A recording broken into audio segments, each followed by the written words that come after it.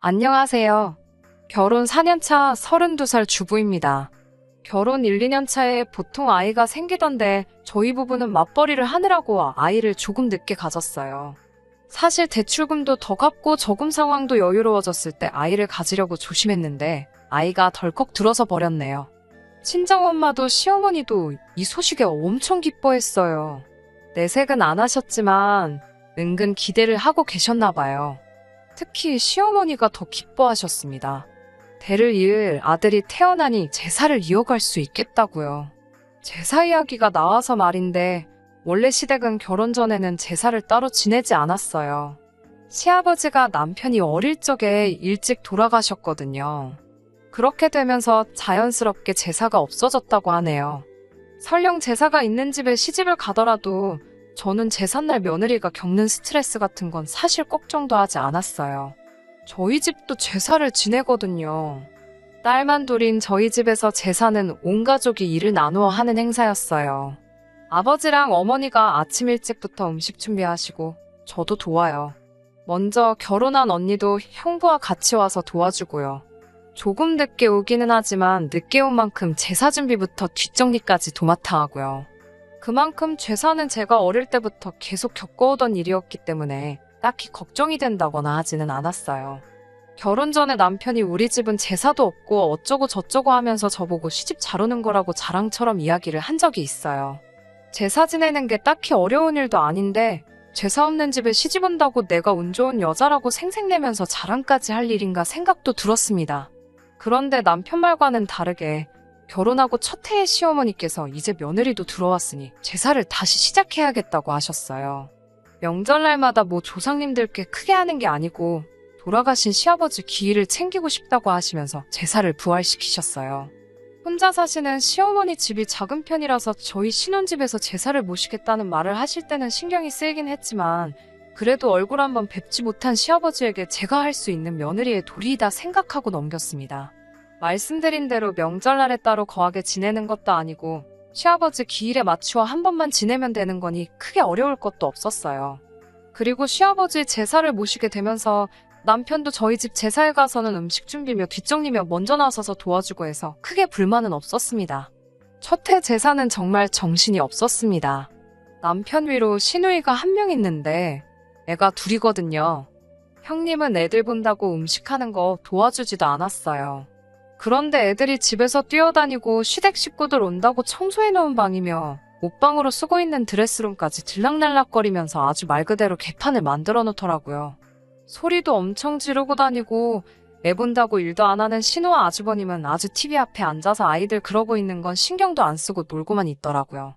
제사 끝나고 정리할 때 되면 도와줄 생각은 없고 일찍 집으로 가버리고요. 그래서 그 다음에는 그냥 아이들 어린이집 하원하고 제사 준비가 다 끝나면 와달라고 부탁을 했어요.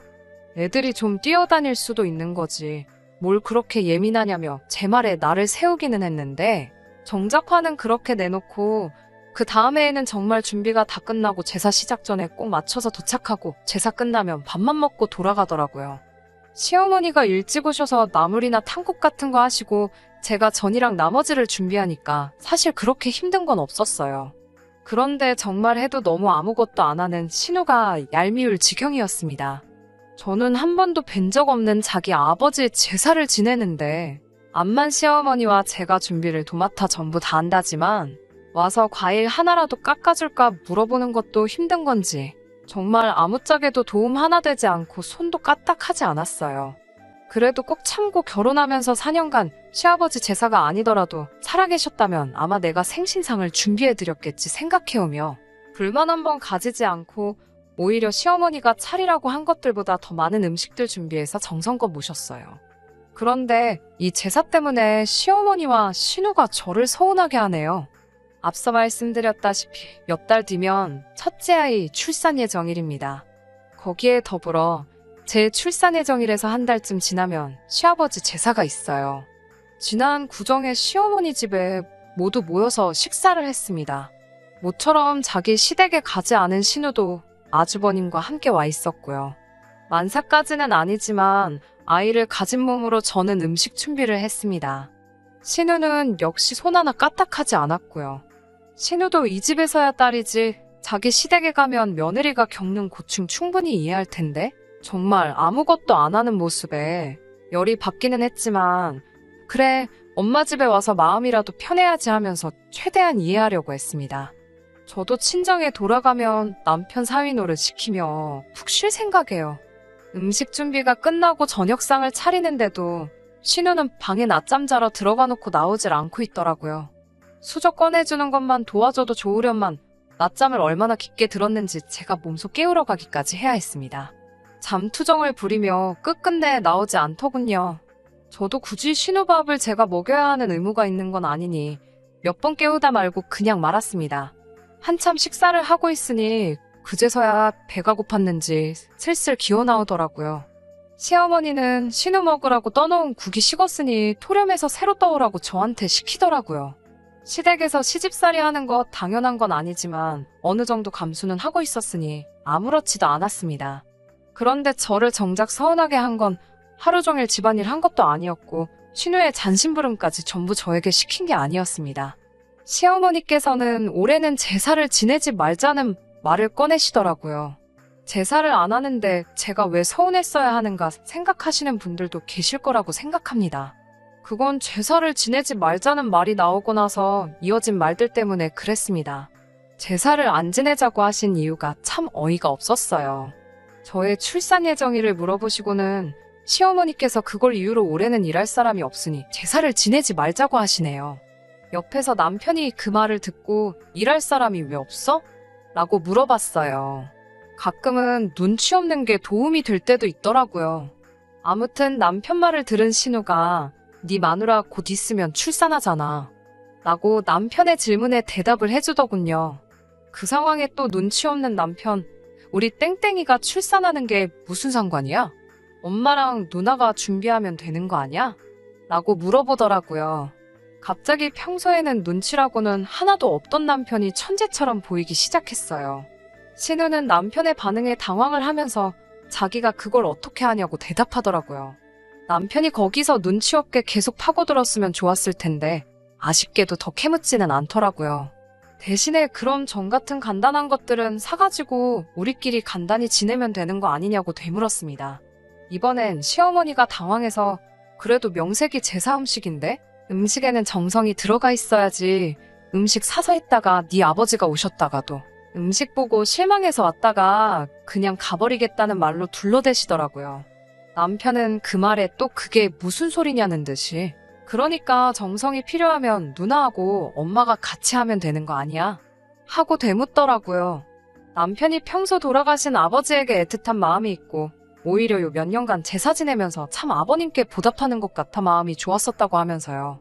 아무튼 남편이 엄마랑 누나가 하면 되는 거 아니냐. 며느리는 어차피 남의 집딸인데다가 우리 아버지가 땡땡이 얼굴 한번 본 적이 있는 것도 아니고 제가 음식 해주는 거는 결국 아버지한테는 모르는 사람이 해주는 거나 마찬가지 아니냐고 되묻더라고요. 그러면 그냥 밖에서 음식 사다가 하는 거랑은 뭐가 다르냐면서요. 남편의 의외의 질문에 두 사람 다 아무 말도 잊지 못하고 덕분에 신우는 괜히 언성을 높이면서 받아치다 보니 명절 자리 분위기도 많이 안 좋아졌어요. 시어머니께서 상황을 수습하신다고 됐다고 싸우지들 말고 올해는 그냥 제사가 없는 걸로 하자고 하더라고요. 그날 집에 돌아가는 길에 남편이 자기 어땠냐고 물어보더라고요. 평소에 눈치도 없고 자기 의견 못 내는 못 믿어온 성격이었는데 그런 남편이 봐도 제가 출산하는 것 때문에 제사를 안 지낸다는 말이 어이없게 들렸나 봐요. 그래서 아무것도 모르는 척 행동해서 두 사람에게 한 방 먹여준 거라고 하네요. 웬일로 남편이 그런 걸로 저를 다 기쁘게 해주더라고요. 고맙다고 말하고 집으로 돌아왔지요. 그날은 그냥 그렇게 넘어가나 했는데 그날 저녁에 신우한테서 전화가 왔습니다. 저한테 올케는 그 상황에 어떻게 아무 말도 안 하고 있을 수 있냐고 자리에서 언성 높아지고 시언니 시어머니가 곤란해하는 상황이면 아무리 출산 예정이라고 겹친다고 해도 적당히 눈치 보다가 네가 알아서 음식 준비 도울 테니 제사를 지내자고 말 한마디 했으면 되는 게 아니냐고 저한테 따지더라고요. 너 때문에 시아버지 제사를 못 모시게 된 거나 다를 바가 없는데 어쩜 그 상황에 미안한 기색도 없이 말 한마디 안 하고 똥 씹은 표정으로 가만히 상황만 지켜볼 수 있느냐고요. 이미 시어머니께서 일할 사람이 없어서 제사를 지내지 말자는 말을 꺼내셨을 때 일할 사람이 없다는 말이 저를 지칭하고 하신 말인 걸 눈치를 채버려서 그때부터 저도 표정 관리를 제대로 못했거든요. 원래 시댁 제사는 며느리가 챙기는 거 몰랐어 라고 하면서 제가 며느리로서 당연히 해야 할 의무를 안 하는 거라는 식으로 말을 하더라고요. 더 늦기 전에 시어머니께 전화드려서 그냥 제사 음식 준비하겠다고 말씀을 드리라는 식으로 강요를 했습니다. 솔직히 너무 억울하고 화가 났는데 옆에서 신우랑 대화하는 걸 지켜보던 남편이 자기한테 다 생각이 있다고 자기만 믿으라고 하더라고요. 그러고 나서 남편이 전화기를 들어 전화를 건 곳은 신우의 시어머니였습니다. 원래 어려서부터 신우와 아주버님, 남편 이렇게 셋이 한 동네에서 같이 자라왔고 명문대를 나오신 신우의 시어머니는 세 사람을 공부도 봐주며 저희 시어머니와도 가까이 지내셨다 하더라고요. 남편도 그래서 잘 알고 지내던 사이였고요. 거기에 또 배우신 분이라고 우리 시어머니께서는 사돈관계가 되기 전부터도 신우의 시어머니 말이라면 무조건 전적으로 따랐다고 합니다. 애초에 시어머니가 시아버지 돌아가시고부터 제사를 안 지내기 시작한 것도 신우의 시어머니가 그 집에 제사를 없앤 모습을 보고 우리 시어머니도 따라서 없애신 거라고 남편이 설명해 주더라고요. 이제 와서 시아버지 제사를 부활시킨 게 자비를 할 수 있는 며느리인 제가 들어와서 그런 건지 아니면 정말 먼저 떠난 남편 기일을 챙겨주고 싶었던 건지는 모르겠지만 말이에요. 남편은 신우의 시어머니에게 신우가 한 말을 낱낱이 말해주기 시작했습니다. 신우의 시어머니는 특히 시댁 제사는 며느리가 챙기는 거라고 말한 신우의 발언에 몹시 불쾌해하시더라고요. 본인이 시집와서 제사를 없애버린 것도 며느리가 혼자서 제사 준비하는 불공평한 구조가 못마땅해서 없앴던 거라고 하더라고요. 신우는 시어머니 잘 만난 덕분에 원래였다면 1년에 총 19번의 제사를 모셨어야 했는데 시어머니 댁에서부터 그걸 끊어버린 덕분에 1년에 딱 한 번 추석에 조상님께 간단하게 차례드리는 것 말고는 아무것도 하지 않을 수 있던 거였죠. 차례상마저도 대추와 곶감 같은 과일 몇 개, 어포나 육포 하나만 내서 간소하게 차린다고 합니다. 이미 신우가 시집가기 전에 없어진 제사이니 신우는 이 사실을 알지도 못했어요. 아무튼 신우의 시어머니는 남편의 이야기가 끝나자마자 신우를 호출하더라고요. 얼마 지나지 않아 신우가 도착을 하니 거실에 앉아있던 저를 보고 제가 여기 왜 있지? 하는 반응을 보였어요. 신우의 시어머니는 앞뒤 다 잘라먹고 대뜸 올해부터 우리 집도 제사를 부활시키기로 했다고 폭탄 선언을 하셨습니다. 거기에 마침 신우의 올케인 제가 우리 집에서 제사 음식 준비를 한다고 하니 저에게 제사 음식 준비하는 법이나 여러 가지를 배우라고 하시더라고요. 신우에게는 시어머니지만 어려서부터 선생님하고도 같은 존재셨으니 그분의 말에 신우는 꼼짝을 못하고 네 하면서 대답만 하고 있더라고요. 시댁 제사는 며느리가 챙기는 거 알고 있지? 잘 부탁한다 라고 말씀하시고 본가에서는 원래 1년에 총 19번의 제사를 지냈다는 사실을 말해주셨어요. 19번이라는 말에 신우 얼굴이 새하얗게 질리다 못해 새파랗게 변하더라고요. 그 상황에서 이 사건의 중심에 저와 남편이 꾸민 일이라는 걸 눈치를 챘을 텐데도 어려워하는 시어머니 앞이니 뭐라고 말도 못하고 씩씩대고만 있을 수밖에 없는 거죠. 신우의 시어머니는 이어서 곧바로 우리 시어머니한테 전화를 거셨어요. 그리고 마치 누이 동생에게 잔소리하듯이 한마디 하시더라고요. 신우의 시어머니 말씀이 아직도 기억에 남네요. 조상 잘 만나서 조상 덕 좀 본 후손들은 제사는 대충 지내고 어디 다 놀러가고 없다고요. 내가 조상 덕 본 것도 없는데 음식 상에다 대고 절한다고 나아지는 것도 없고 괜히 뒷정리하면서 서운하기만 하지 않냐고. 제사가 나쁜 건 아니지만 허례허식 할 필요 없고 조상을 기리는 그 마음만 진실되면 되는 것 아니냐라고 하셨습니다. 시어머니와 신우는 꼼짝없이 아무 말도 못하고 있다가 그날의 일에 대해 저에게 사과를 해왔어요. 특히 신우가 말을 심하게 해서 미안하다고 말하는데 왠지 기분이 좋더라고요.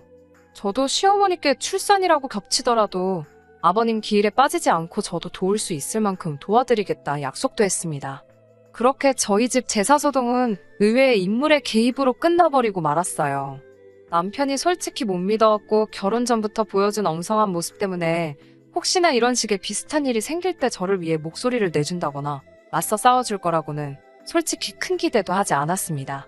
그런데 이렇게 계획을 세우고 일사천리 일을 해결하는데 그런 모습이 참 여우 같더라고요. 아무것도 모르는 것 마냥 관심도 전혀 없다는 듯이 행동했지만 말에는 뼈가 있었고 행동에는 해결책이 있었어요. 남편을 정말 다시 봤습니다. 이번 일을 계기로 솔직히 제사를 더 이상 지내지 않는다거나 하는 건 기대도 하지 않습니다. 그리고 저도 며느리의 도리가 아닌 남편의 배우자로서 사랑하는 남편을 훌륭하게 키워주신 아버님께 올리는 생신상이라 생각하고 앞으로도 절대 귀찮아하지 않고 간소화하지 않고 진수성찬 정성껏 모실 계획입니다. 그게 절 위해 싸워 이겨준 남편에 대한 보답이기도 하겠네요. 못 믿어오면서 믿음직스러운 남편과 오래오래 행복할 수 있게 여러분들도 저희 많이 응원해주세요. 끝까지 들어주셔서 감사합니다. 끝까지 들어주셔서 감사합니다. 오늘의 사연은 여기까지입니다. 구독과 좋아요, 알람 설정 부탁드리고 더 좋은 사연으로 다시 찾아뵙겠습니다. 감사합니다.